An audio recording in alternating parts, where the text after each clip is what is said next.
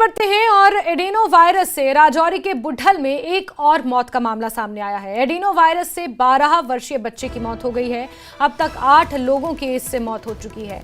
बाहर से टीमें भी यहां पर बुलाई गई हैं जो जांच कर रही हैं। स्वास्थ्य विभाग प्रेस कॉन्फ्रेंस इसको लेकर कर सकता है, जो सूत्र बता रहे हैं। इस वक्त की बेहद अहम खबर आपको बता दें, जहां एडेनो वायरस से राजौरी के बुढ़ल में एक और मौत का मामला सामने आया है। बीते दिनों यहां पर कई मेडिकल टीमें अलग अलग राज्यों से पहुंची हुई थी, वो भी इस पूरे मामले की जांच कर रही थी। आज मेडिकल विभाग बताया जा रहा है कि एक प्रेस कॉन्फ्रेंस भी कर सकता है। सीधे रुक कर लेते हैं हमारे सहयोगी राजन वैद का, जम्मू से इसी खबर पर जुड़ चुके हैं। राजन, ये एक गंभीर मामला है। 8 लोगों की जान पहले ही जा चुकी है, अब एक 12 साल के बच्चे की जान चली गई है। ऐसे तो हम लोगों का बलिदान नहीं दे सकते।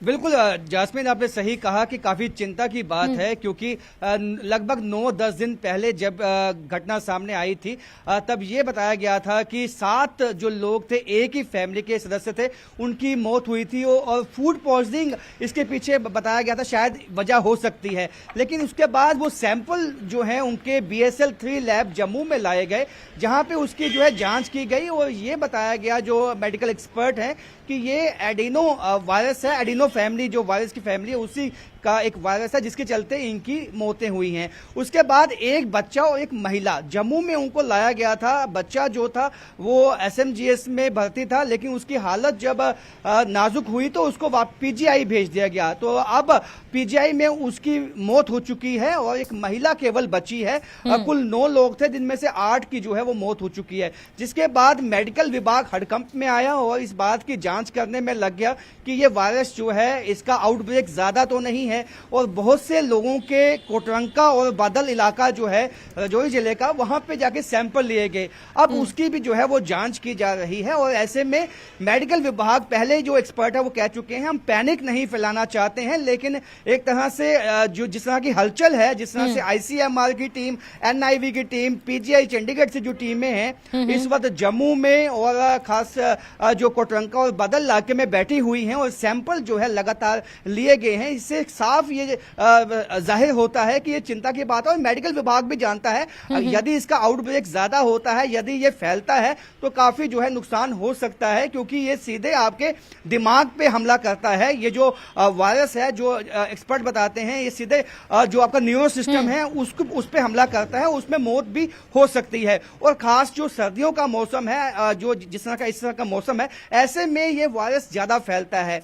लेकिन इससे पहले ये वायरस जम्मू कश्मीर में कहीं भी पाया नहीं गया है। बिल्कुल राजन, बड़ा सवाल यही है, पाया गया था ये। बिल्कुल राजन, बड़ा सवाल यही है कि राजौरी के बुढ़ल में ही क्यों? अगर ये वायरस है, जैसे कि कोरोना वायरस की अगर बात कर ली जाए, तो ये वायरस फैला, लोगों को इसके बारे में जानकारी मिली, फिर इसकी वैक्सीन निकली और इस तरह से फिर इसका उपचार किया जा सकता है। लेकिन राजौरी के बुढ़ल तक ही अभी तक ये मामला सीमित है। 8 से 9 लोगों की जान चले जाना और अभी तक कोई ठोस निष्कर्ष नहीं निकलना। पुणे, दिल्ली, चंडीगढ़ की टीमें वहां पर आकर रिसर्च कर चुकी हैं। कहीं ना कहीं सवाल तब खड़े हो रहे हैं। बिल्कुल जास्मिन, आपने सही कहा, क्योंकि अब इस वक्त मेडिकल जो स्वास्थ्य विभाग है उसमें हड़कंप मचा हुआ है और जो हमें सूत्र बताते हैं आज एक बहुत ही अर्जेंट प्रेस कॉन्फ्रेंस जो है वो मेडिकल विभाग की तरफ से हो सकती है और उसमें वो साफ किया जाएगा कि क्या डूज और डोंट्स हैं जो लोगों को करने होंगे, क्योंकि अभी तक कोई भी SOPs इसकी नहीं रिलीज की गई है। उसके पीछे वजह ये है कि डॉक्टर्स चाहते हैं कोई पैनिक ना फैले लोगों में, तो ऐसे में आज शायद जो है कुछ SOPs भी जो है लागू हो सकती हैं और ऐसे में डॉक्टर्स जो है लोगों को कुछ हिदायत भी दे सकते हैं और क्यों ये मौतें हुई उस पे भी जो है रोशनी जो है वो डाली जाएगी। लेकिन क्योंकि सवाल बहुत ज्यादा है, पैनिक बहुत ज्यादा है लोगों में, और जिन जो इलाके हैं, खासकर जो बुद्धल है, कोटरंका का इलाका है, वहां पे लगभग जो हमें बताया गया है कि 200-300 से ज्यादा लोगों के सैंपल लिए गए हैं। तो इसका मतलब है कि स्वास्थ्य विभाग की टीमें भी इस बात को निश्चित करना चाहती हैं कि ये